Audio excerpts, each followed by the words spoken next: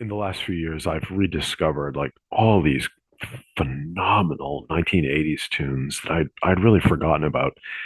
And so this is sort of like these are songs that were fantastic, but they're not, I think today, like if you listen to like 80s stations, right? Oldies stations, um, they're not commonly played, right? So they're not considered like iconic 80s songs, right? So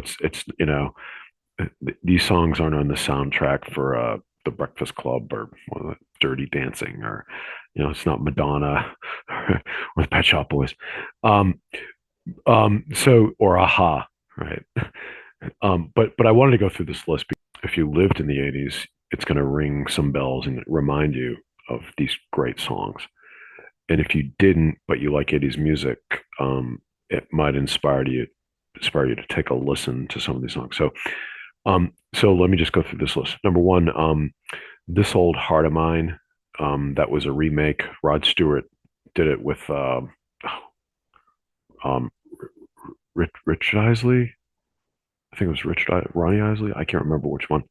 But they recorded a song like it came out like '89. It was like the best version of that song. This old heart of mine been broke 1,000 times.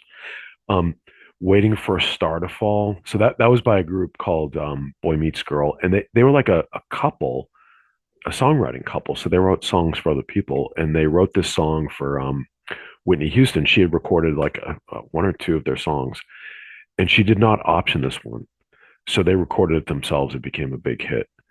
Um, the Eurythmics, everyone knows like the iconic songs that are played over and over again on the radio, like "Sweet Dreams," right?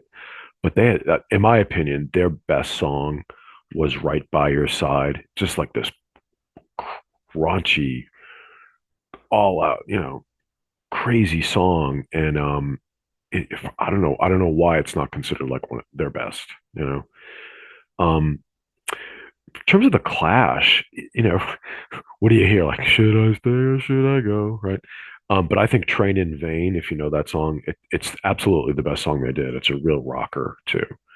Um, the B-52s, of course, uh, Love Shack is considered to be like their iconic hit. But I think Rome, which came out in '89, is far better, exponentially better. Rome, ROAM. Um, John Cougar, like Little Pink Houses and all that, right? I think his best song was Ain't Even Done with the Night, which I think was one of his first hits, like first or second. And that came out in the early, like 80, 81, something like that. And it's very melodic. It's a great song. A little bit sentimental, but it's a great song. Gloria Estefan, when her group was called Miami Sound Machine at the time, and they had it was one of their early hits. It was called Falling in Love. Absolutely fantastic song. My son is in his early 20s, and I let him listen to it. He loves it. He plays it all the time. That's the one that goes, oh, oh, oh, falling in love, falling, oh, oh, oh, no, no, no, no. Um, oh, this is a song I completely forgotten about, but when I heard it like a year or two ago, it brought back all these memories, and that is "C'est La Vie" by Robbie Neville. Like I never would have remembered that song. I happened to hear it. I'm like, oh yeah, that was a big hit. Um, oh, the early '80s, The Who had a song that's not considered to be like one of their top hits. It's not like Bob O'Reilly or something. Um, but it's a great song. It's called "You Better You Bet." It's a great '80s rock song.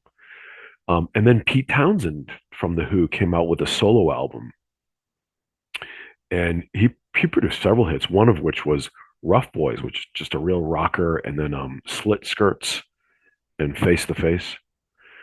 Um, Lamal, "Never Ending Story," never ending story. Na, na, na, na, na, na, na, na. Um, Around the World, been around the world, and I can't find my baby. And I forget who did that. I can't remember. Coming Out, Diana Ross. That was a great early '80s song. Oh my God, Kim Carn. This is a I completely forgotten that this song existed, but it was I again, I think her best song. It's called More Love. Gonna give you more love and more. Um, oh, Age of Consent.